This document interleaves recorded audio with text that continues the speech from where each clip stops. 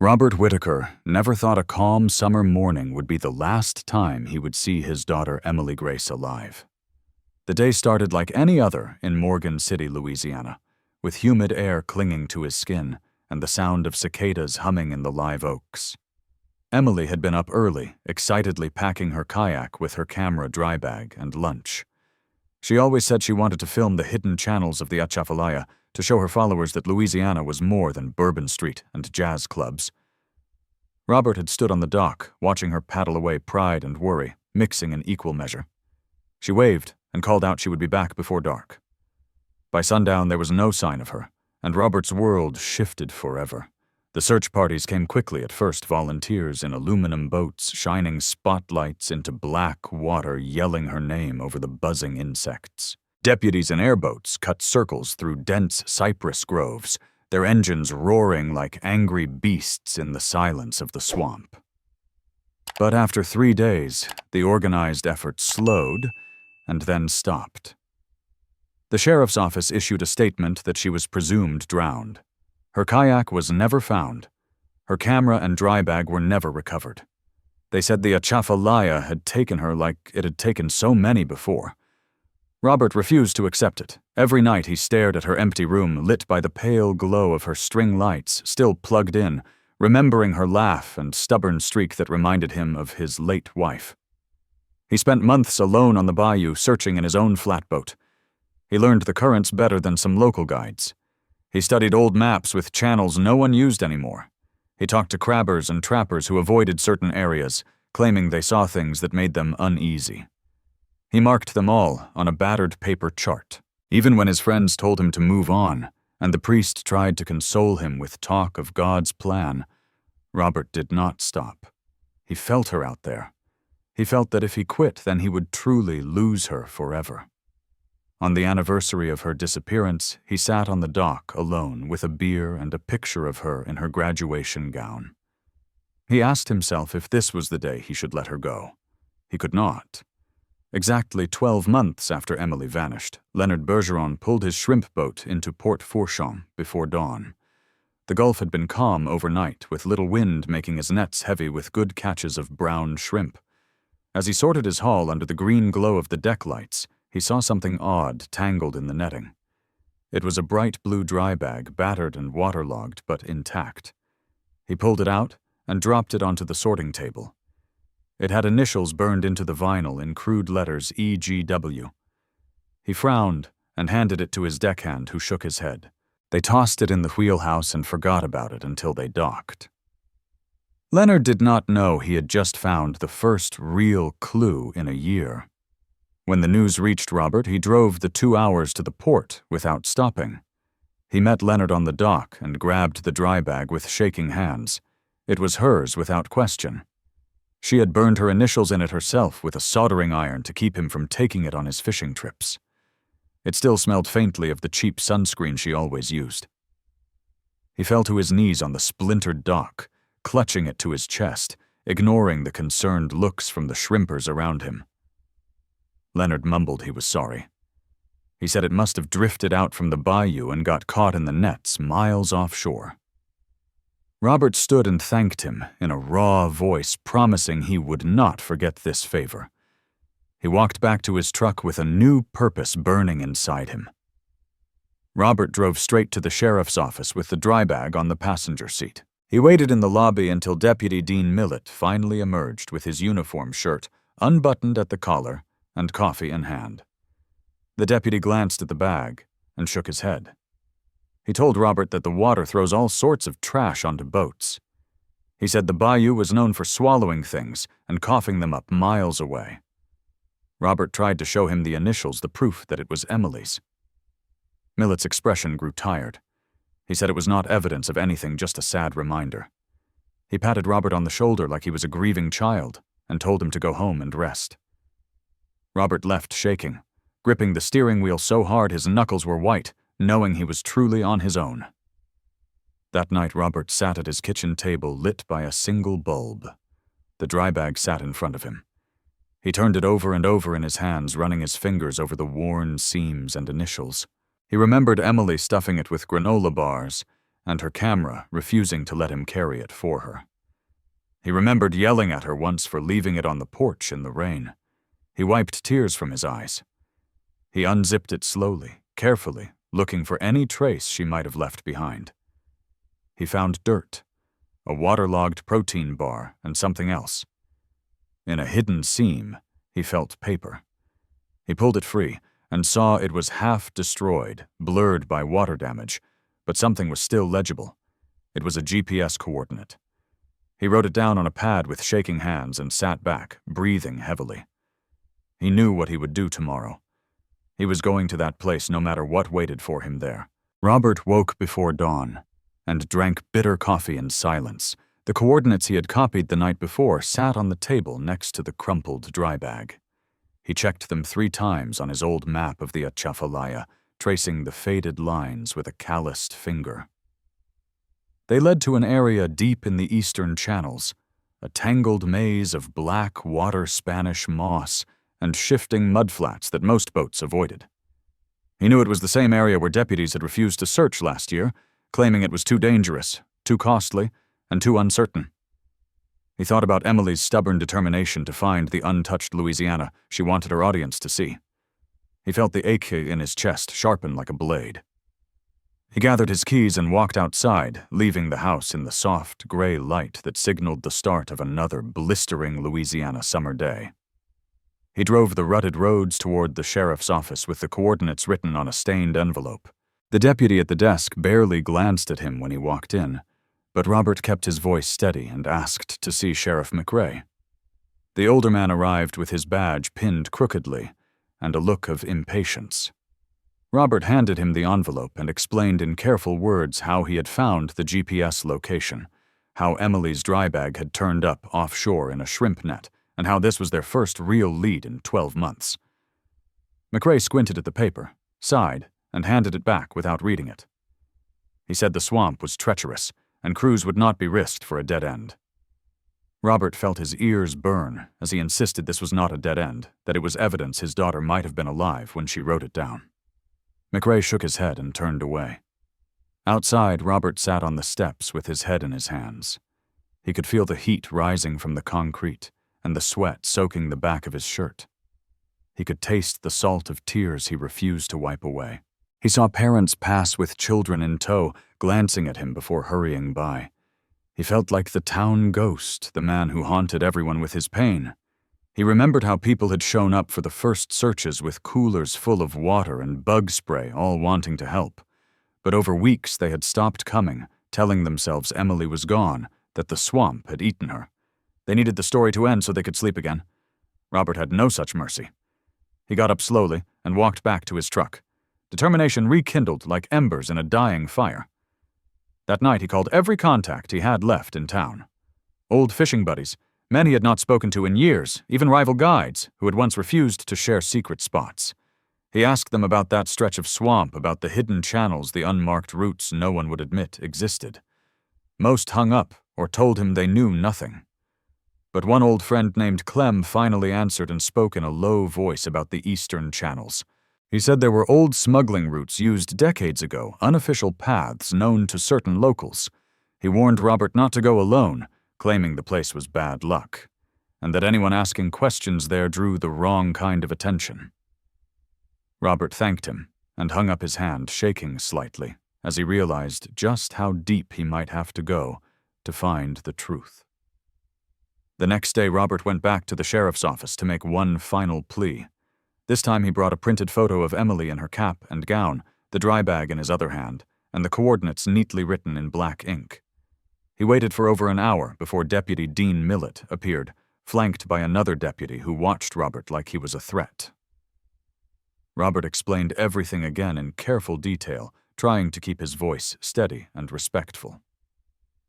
Millett listened with cold indifference, then told Robert he needed to leave before they had to escort him out. He said Robert was disrupting operations and that it was not their job to chase ghosts in alligator-infested backwaters. Robert felt the words hit him like a punch to the gut, but he forced himself to leave calmly. He heard the deputies laugh as the door shut behind him.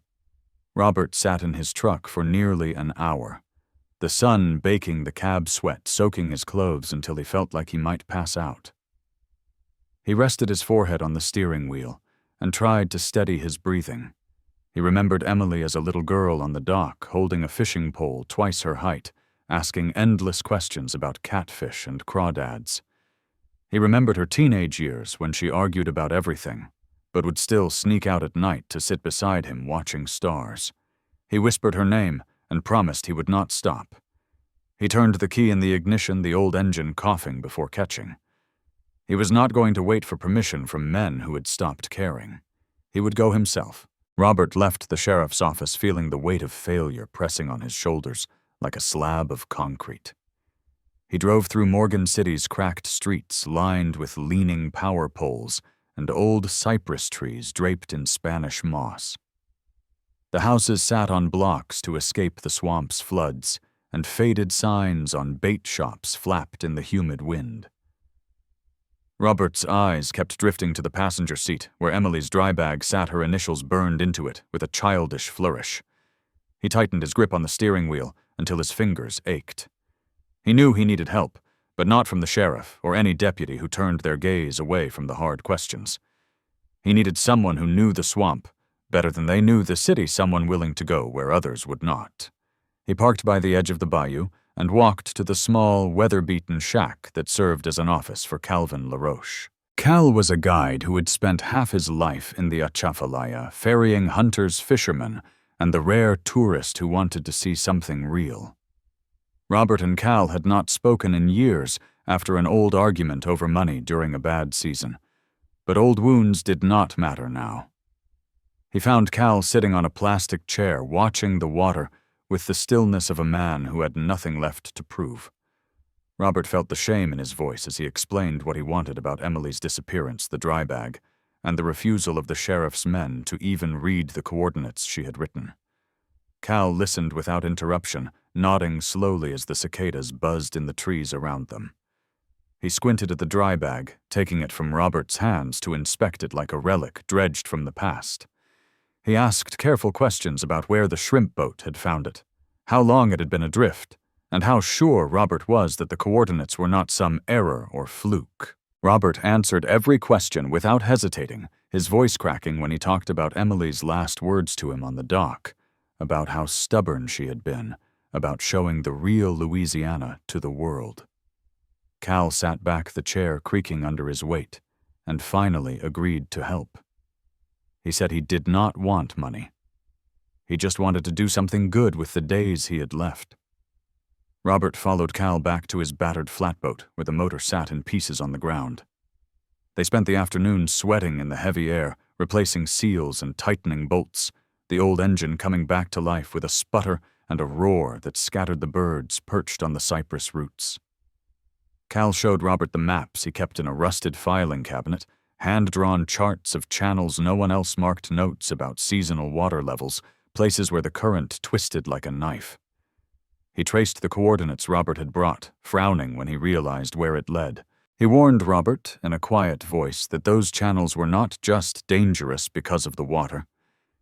He said men used them for other things, things they did not want seen. Smuggling, poaching, sometimes worse. They planned their route carefully, talking late into the night as the mosquitoes whined around the single bare bulb that lit Cal's shack. Robert watched the older man's fingers shake slightly as he rolled a cigarette, his eyes going distant when he talked about old days on the water, before the sheriff's deputies stopped caring about certain crimes. Robert realized Cal was haunted too, not by a missing child, but by the slow rot of his home, the way the swamp had become a dumping ground for secrets. When Robert left that night, he shook Cal's hand firmly, feeling the calluses bite into his palm. He felt something close to hope for the first time in months. The next morning dawned hot and pale, the sky turning the water silver as they launched from a half-rotten dock with the boat loaded down with supplies. Cal manned the tiller with easy confidence, cutting the engine to drift through narrow passages where the cypress trees closed in overhead like cathedral arches. Robert watched the Spanish moss sway and felt the closeness of it all pressing in the weight of old stories buried in mud and water. He clutched Emily's drybag in his lap, running his thumb over her initials again and again. Cal pointed out channels where the current changed direction without warning, where whirlpools hid beneath floating mats of hyacinth. He spoke of places where even game wardens would not go because the people there had their own law. They drifted through hours of silence, broken only by the gurgle of the wake and the scream of insects. Robert could feel the tension in his spine uncoiling a little with every mile they traveled. He trusted Cal in a way he had not trusted anyone since Emily disappeared. He knew this man would not lie to him to save face or avoid work. Cal had no one to impress and nothing to lose except the last shreds of his dignity. When they finally pulled the boat up onto a spit of muddy land near the coordinates, Robert felt something shift inside him. This was the closest he had come to her in a year. He stepped onto the bank, slowly feeling the mud swallow his boots, and he promised himself he would not leave without answers. Robert and Cal pushed deeper into the tangled channels that morning, with the rising sun turning the swamp into a blinding expanse of reflected light. The water was black beneath the cypress roots flowing so, and heavy with silt. Dragonflies darted over the surface, while clouds of mosquitoes hovered in the shadows. Cal worked the motor with quiet concentration, cutting it when they approached narrow cuts, where fallen logs and hanging vines blocked the view ahead. Robert felt every bump of the hull against hidden stumps as a shudder through his bones. He kept Emily's drybag at his feet, glancing at it every few minutes like it might point the way itself. The coordinates he had copied weighed in his pocket like a stone, promising answers that refused to come easily. They stopped at a point marked on Cal's map, where the GPS data suggested Emily had aimed to go. Cal let the boat drift while they both scanned the muddy banks. Broken branches floated in slow circles around submerged snags. The smell of decay rose with the heat. Robert pointed out a tangled mass at the water's edge, and they paddled closer to inspect it. Pulling apart vines and floating hyacinth, Robert felt his heart lurch when he saw a fragment of fiberglass painted pale blue. Cal hauled it onto the bow, and they both recognized the color from old pictures of Emily's kayak.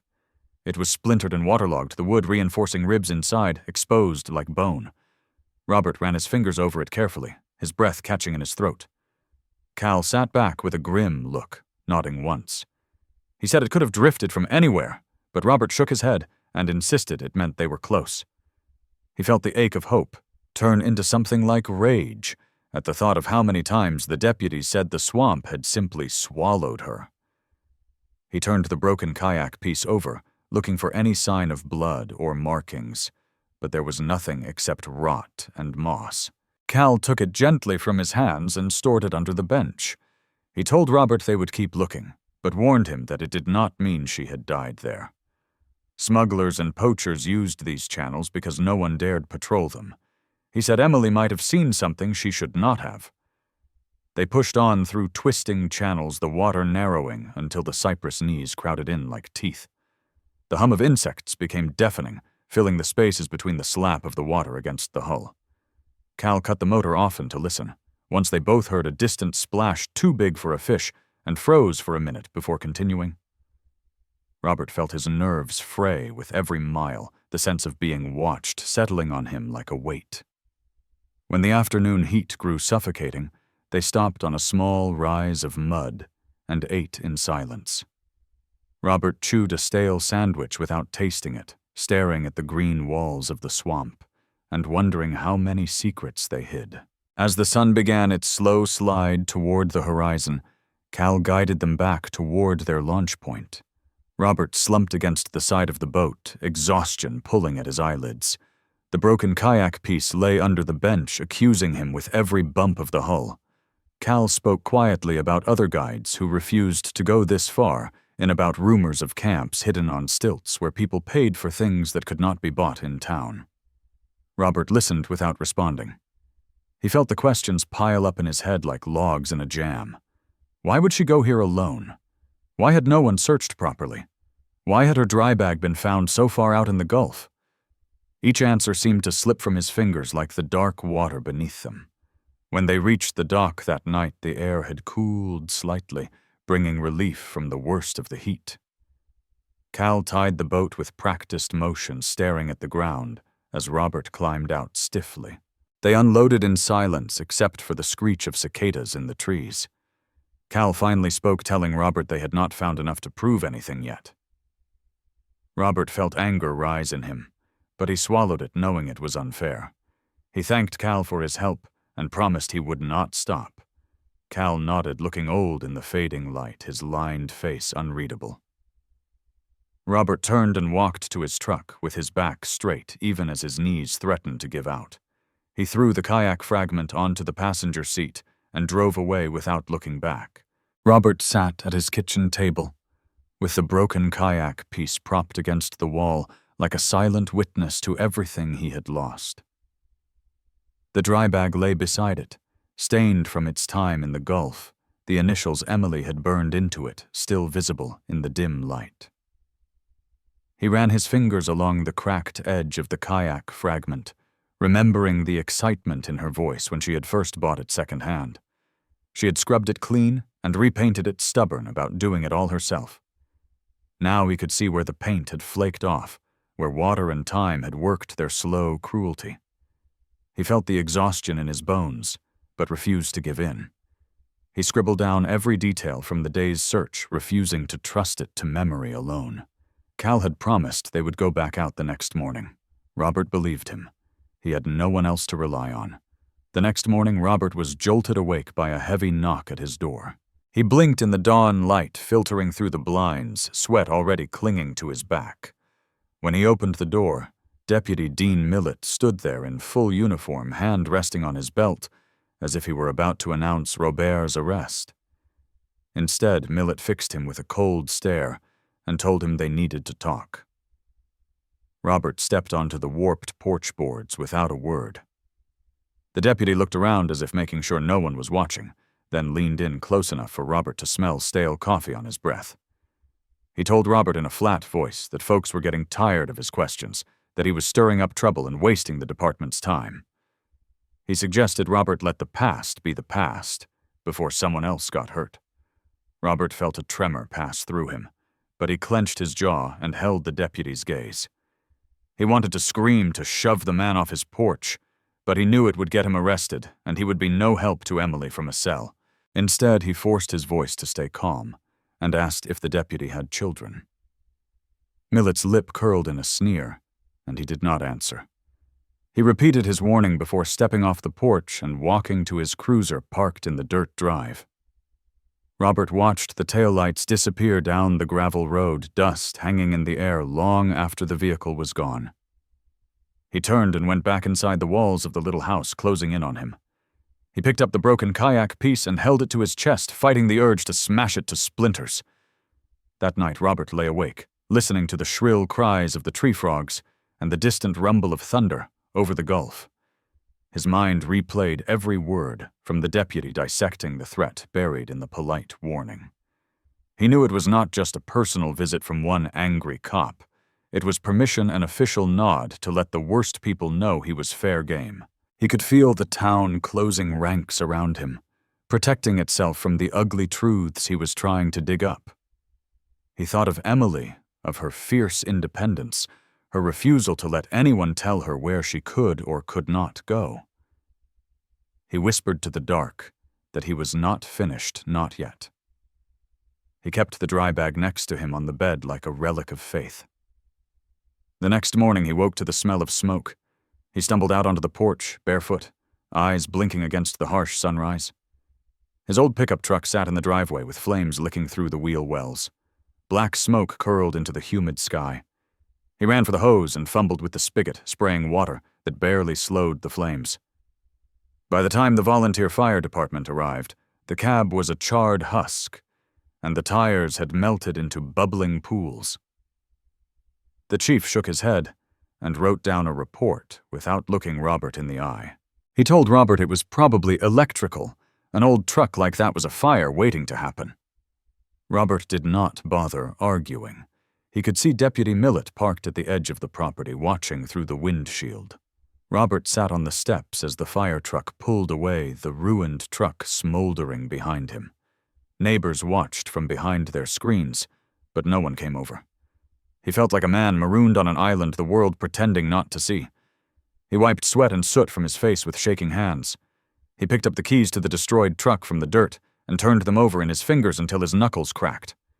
He knew the message. He understood exactly what they wanted. Go home. Forget. Stop digging. He closed his eyes and let the heat of the morning burn against his face. He felt the rage solidify inside him like iron. He was going to see this through. Robert sat in the kitchen with the burned truck's keys on the table, like a rusted monument to someone's cruelty. He could smell the lingering stink of melted rubber and charred metal every time he walked outside. The sheriff's department had closed the investigation before it began. Electrical fire, they said, without even glancing at the blackened cab. Robert felt the weight of every threat pressing down on his chest, but he would not let them snuff him out. He stared at Emily's drybag again and realized there had to be something he had missed. He had examined it a dozen times, but always in anger or grief. He forced himself to study it calmly, using a flashlight to pick out every scuff and stain. He felt along the seams where the glue had weakened, and finally his fingers closed on something tucked in the lining. He peeled back the fabric and found a crumpled fragment of paper, soaked and warped, but still legible in places. Robert spread it carefully on the table and saw what looked like coordinates written in Emily's rounded script. Some numbers were smudged beyond reading, but others were clear. He wrote them on a new sheet of paper, hand steady with purpose. He sat back and closed his eyes, seeing her sitting at that table months ago, grinning while she packed for her trip. She had always been organized to a fault, writing everything down, refusing to trust her memory alone. He felt the gratitude well up, even as tears blurred his vision. He needed someone who could help make sense of these coordinates, and anything else the bag might hold. The sheriff would never help. He thought of Cal immediately and picked up the phone.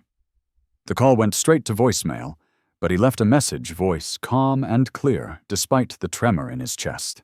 Robert drove to Houma the next morning in an old borrowed car with no air conditioning, sweat streaking his shirt by the time he reached the small crime lab run by a retired state police investigator named Wallace. Wallace had gray hair cropped close and eyes that missed nothing. He greeted Robert with cautious respect, listening as Robert explained what he had found.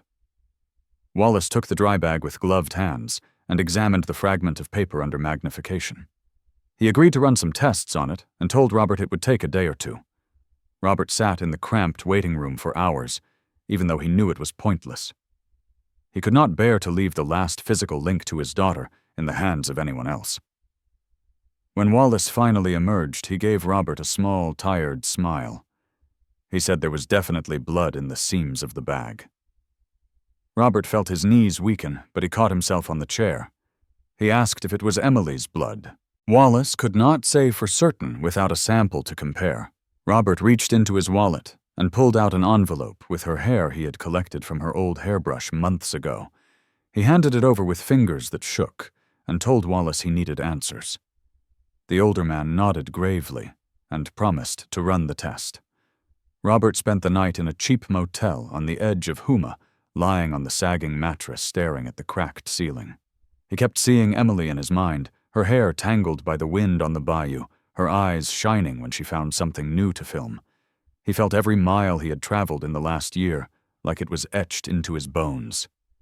He fell asleep with the envelope clutched in his hand. 2 days later, Wallace called and confirmed it was a match. The blood was Emily's. Robert felt the world tilt around him, and he sat heavily in his kitchen chair, unable to speak. The bag had carried her blood through miles of swamp and months in the Gulf before landing in his lap like a cruel message. He forced himself to think. Emily must have known she was in danger. She had hidden the coordinates and the paper in the lining, hoping someone would find them. He copied them carefully onto a fresh page and studied the numbers. He cross-referenced them with old maps, watching the lines converge on a section of the eastern Atchafalaya no one used anymore. Cal had told him people avoided it. Robert felt the anger rising hot in his chest. That was exactly why he would go there. Robert drove back to Cal's shack and found the old guide sitting on his porch cleaning an ancient shotgun. Cal looked up with mild surprise as Robert approached, waving the paper with the coordinates. He explained about the blood, about Wallace's tests, about the fragment of paper Emily had hidden. Cal listened without interrupting, his face growing darker with every word. He spat onto the dirt and nodded once. He said they would go first thing in the morning before the air grew heavy and the bugs turned murderous. He leaned back in his chair and told Robert to get some sleep because tomorrow would not be easy. Robert felt a wave of gratitude, but could not say it out loud. He simply nodded and turned back toward the borrowed car. That night Robert sat in the dark with the broken kayak fragment in his lap. He traced the lines of splintered fiberglass with one calloused finger. He remembered yelling at Emily for taking off without telling him exactly where she was going.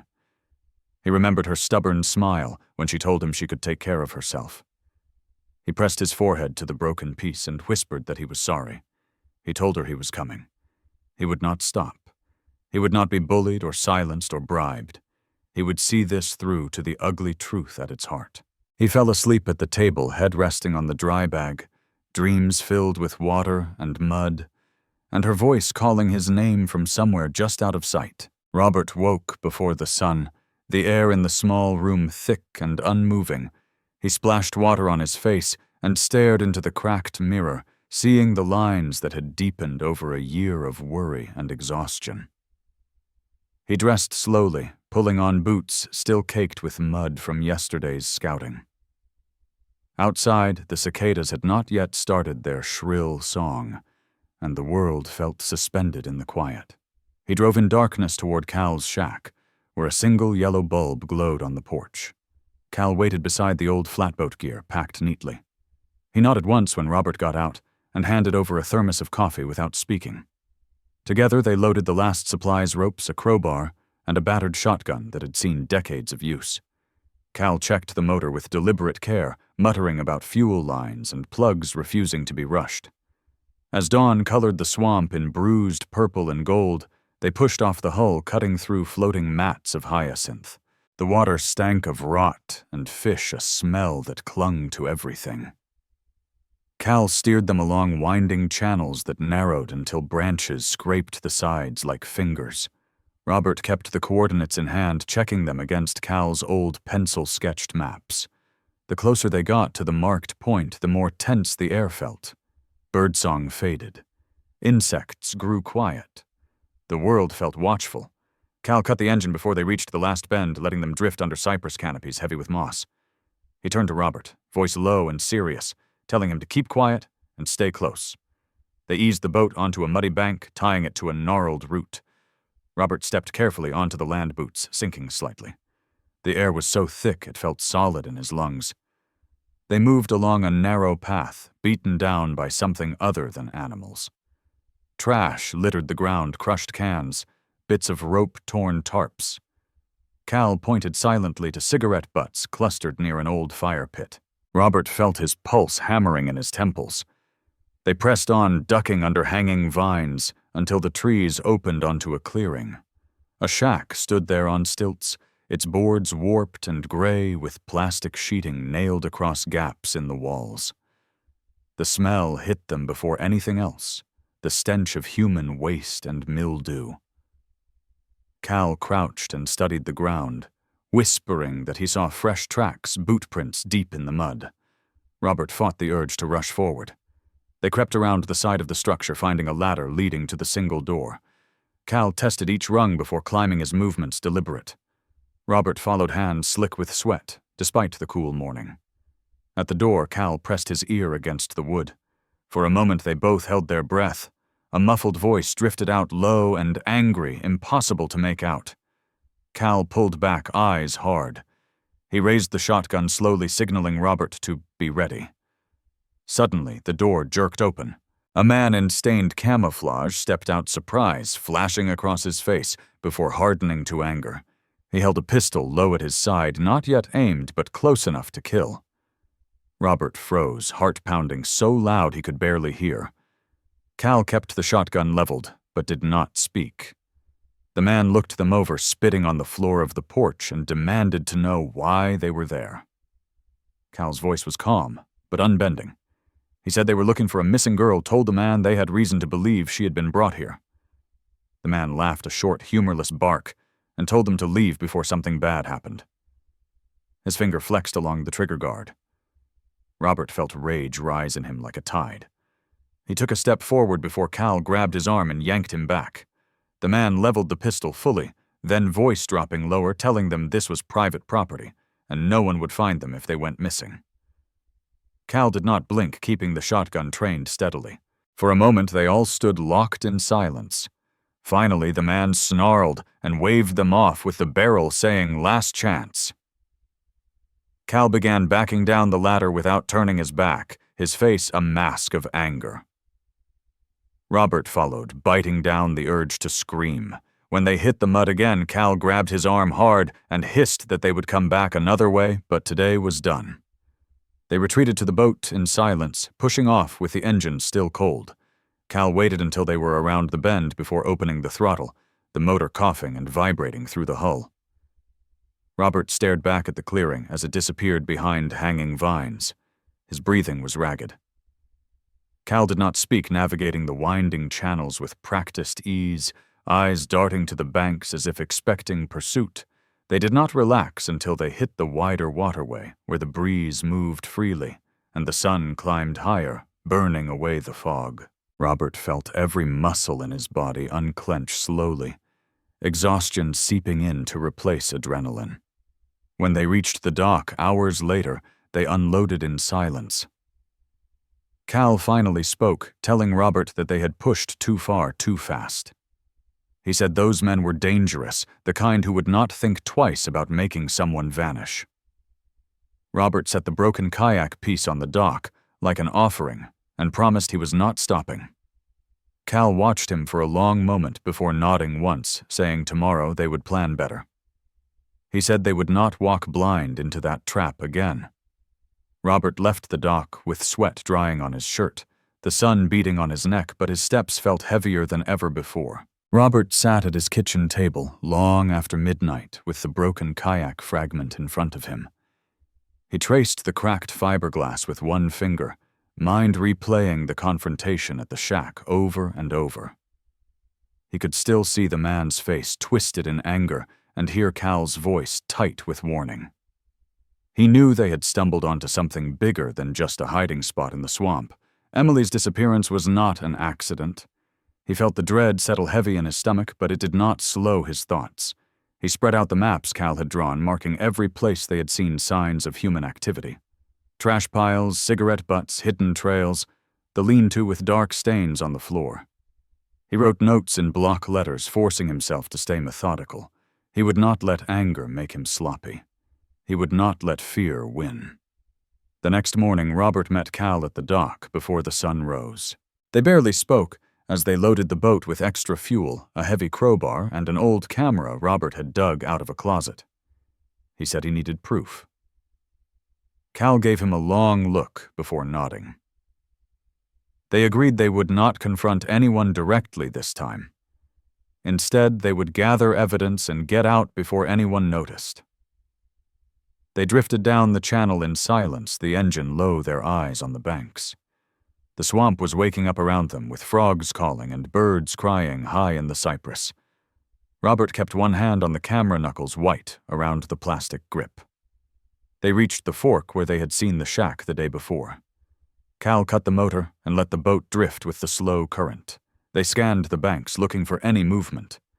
This time they circled wide, paddling by hand through narrow cuts where the branches tangled overhead.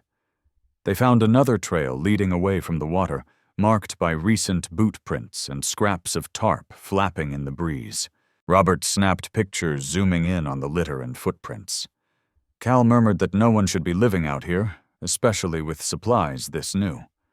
He pointed out the types of canned food left behind, not the cheap stuff, but bulk order cases, the kind meant for long stays. Farther down, they found a second structure older than the first, but showing signs of repair. Fresh nails gleamed in the weak light, and sections of the roof had been replaced with newer metal sheets. Smoke curled from a hole in the wall where someone had rigged a makeshift chimney. Robert took pictures of everything, while Cal stood watch shotgun held low, but ready. They listened for voices, but heard nothing except the crackle of a fire burning low inside. Robert's hands shook as he lowered the camera. He felt the blood thumping in his ears. He knew Emily had been in places like this. He could almost see her huddled on the floor, clutching her dry bag to her chest, eyes wide with terror. He forced himself to keep moving. They retreated slowly, retracing their path back to the boat without speaking. When they reached the channel, Cal pushed off hard, letting the current carry them before starting the engine.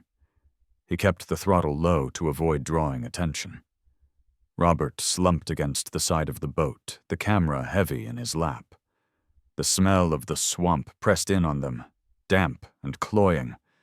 He felt like he could taste the rot in the back of his throat. Cal steered with one hand, eyes scanning constantly for any sign they were being followed. When they finally reached open water, he let out a long breath, but did not slow. They kept going until they saw the old dock appear around a bend, familiar and safe in the dying light. They unloaded in silence. Robert packed the camera carefully in his bag, checking the memory card twice.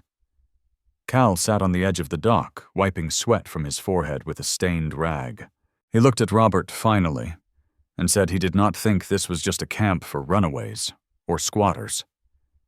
He had seen signs of organization supply routes, even lookouts. Robert nodded grimly. He told Cal he was going to take the evidence to someone who would listen. Cal asked who. Robert paused before saying he had family in Baton Rouge who could help. Cal nodded once and said he would be ready when Robert returned. He squeezed Robert's shoulder with calloused fingers and turned away, heading back to his shack without another word. Robert drove through the night with the camera on the passenger seat, eyes fixed on the empty highway stretching ahead. He felt every mile in his bones. He stopped only for gas paying with cash and avoiding conversation. The air grew cooler as he left the swamp behind, but he still felt sweat trickling down his back. He kept replaying the images in his head, the new boot tracks, the fresh supplies, the repaired roofs, the boot prints around the fire pit. He saw Emily's initials burned into the dry bag in his mind's eye like an accusation. He gripped the wheel tighter. He would not stop. Robert drove north through the early morning darkness, the road a lonely ribbon between cypress and sugar-cane fields. He kept one hand on the wheel while the other rested on the bag with the camera inside. Every time he felt sleep tug at him, he would force his eyes wide and think about Emily's face, the stubborn angle of her chin when she argued with him over curfews. He replayed the images he had captured in the swamp, the boot prints in the mud, the smoke from the hidden camp's fire. He felt the weight of every mile a steady pressure on his chest. When the first hint of sunrise lit the fields in pale gold, he finally saw the sign for Baton Rouge and turned off the highway toward his brother-in-law's small brick house. Scott Franklin opened the door wearing jeans and an undershirt, his badge clipped to the belt of his jeans like an afterthought. He looked at Robert with surprise that shifted to concern when he saw the strain on his face.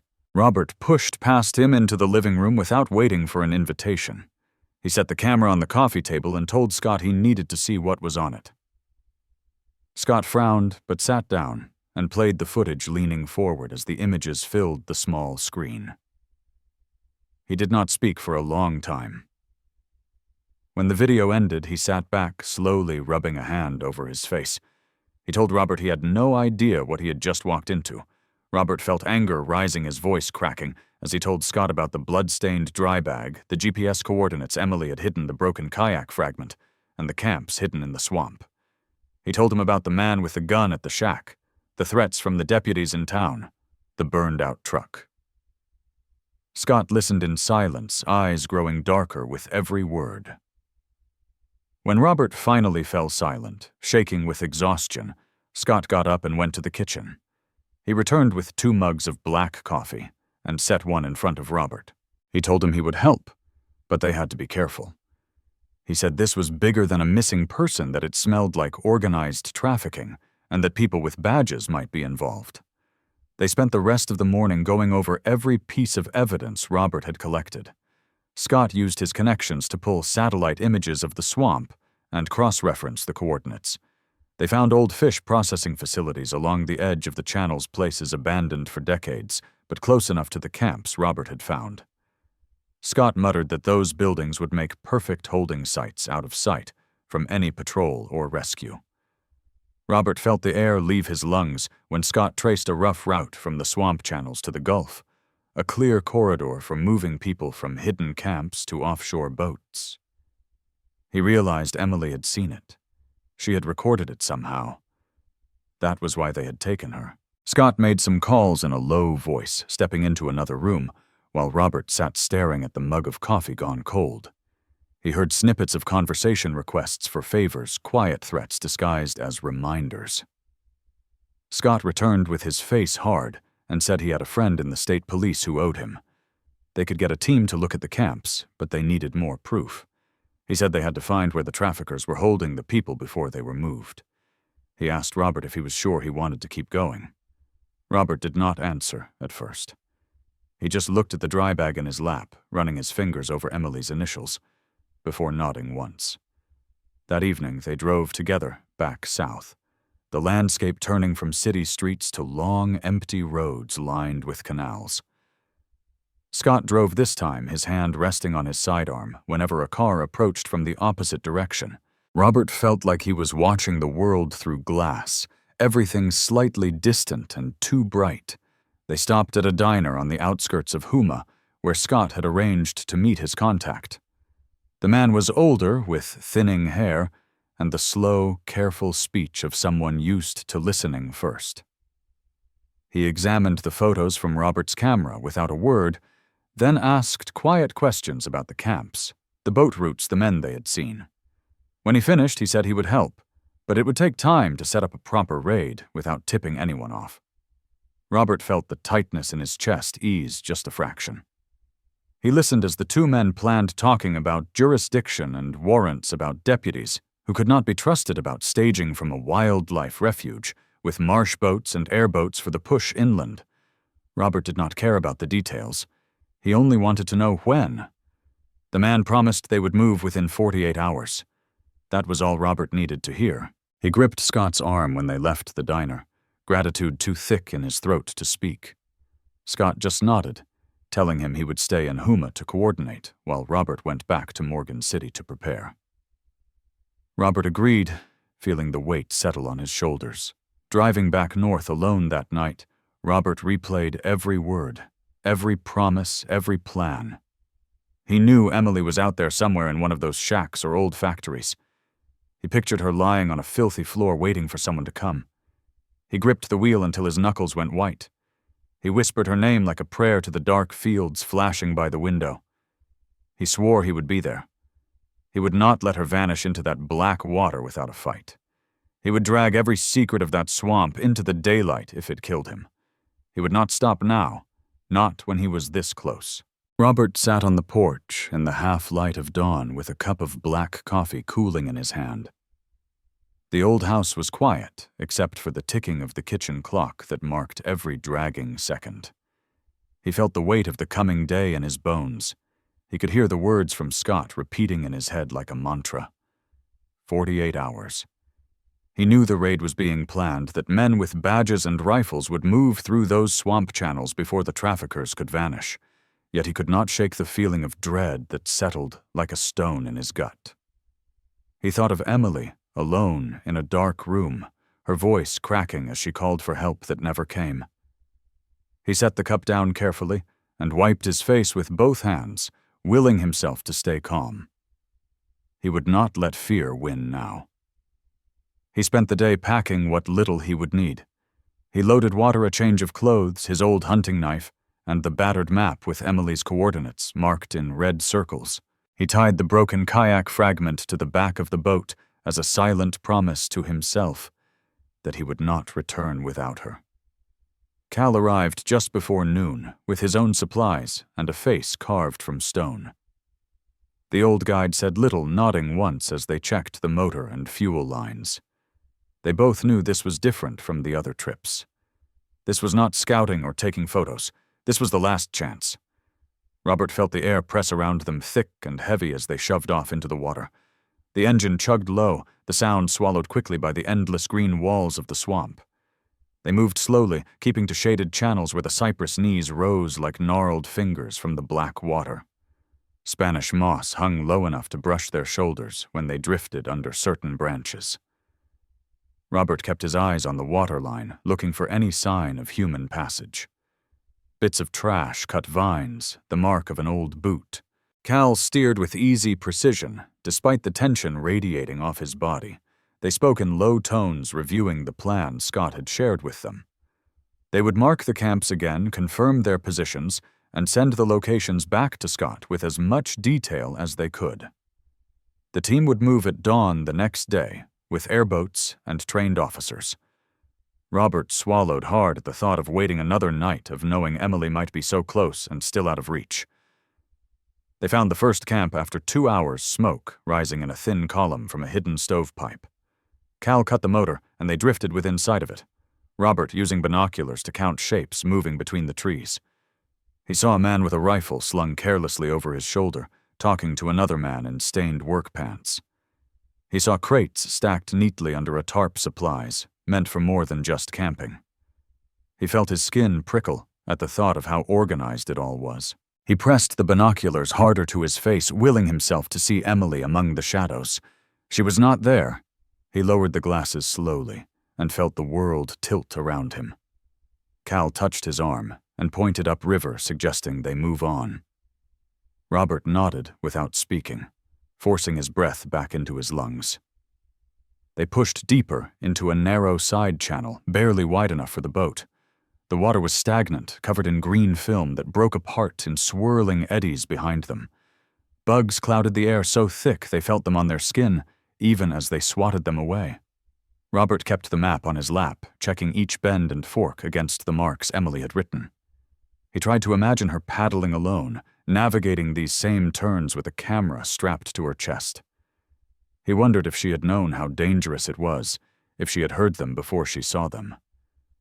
The thought made his vision blur until he blinked it away.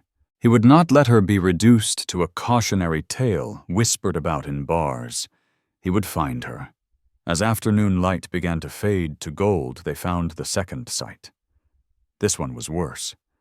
They pulled in behind a wall of tangled roots and driftwood hiding the boat from sight. Robert crouched on the bow, peering through gaps in the debris. He saw the abandoned shrimp plant looming above the trees, its metal roof rusted through in spots, but still mostly intact. There were trucks parked out front, dirt packed down with tire tracks and footprints. He saw a man dragging a large box inside, and another leaning against the door with a rifle resting on his leg. Robert felt the bile rise in his throat when he noticed the chain-link fence hastily erected around one section of the building. It was topped with barbed wire. They watched as a woman was led out, her hair matted and her clothes ragged. She was pushed toward another man who grabbed her arm and shouted something Robert could not hear. The woman stumbled and fell, but did not fight back. Robert felt something in him break at the sight. He squeezed the binoculars so hard the plastic creaked. Cal rested a hand on his shoulder, grounding him, reminding him silently they could not help her right now. They had to get the information to Scott. Robert swallowed back the sob that threatened to escape. He lowered the glasses and forced himself to keep watching, memorizing faces, patterns of movement, the layout of the yard. Every detail would help them tomorrow. Every detail would matter. They backed out as quietly as they could, the motor barely above idle as they retraced their route. The air felt heavier, now the shadows longer pressing in on them. Robert kept the camera running even when there was nothing left to film. He wanted proof. He needed it. Cal guided them with silent focus, sweat streaming down his neck, eyes darting to every rustle of the trees. When they finally reached the wider channel and the open sky above them, Robert felt his shoulders slump. He let out a breath he had been holding for hours. They did not speak until they reached the dock, the boat scraping against old wood worn smooth by years of weather. They offloaded in silence. Robert pulled the dry bag from his pack and set it on the dock. He pressed his palm to the initials one last time before packing it away. He felt a surge of resolve as he turned to Cal. They would be back tomorrow, but not alone. They would bring enough men to sweep every room, every corridor of that plant. He thought of Emily somewhere inside that rusting building waiting for help that never came. He closed his eyes and promised her he would not let her down again. He would not leave her behind. If you enjoyed this story and want to hear more like it, please take a moment to like and subscribe to the channel. Let us know in the comments what you thought about the plot, and tell us where you are watching from. We would love to hear your thoughts and connect with you.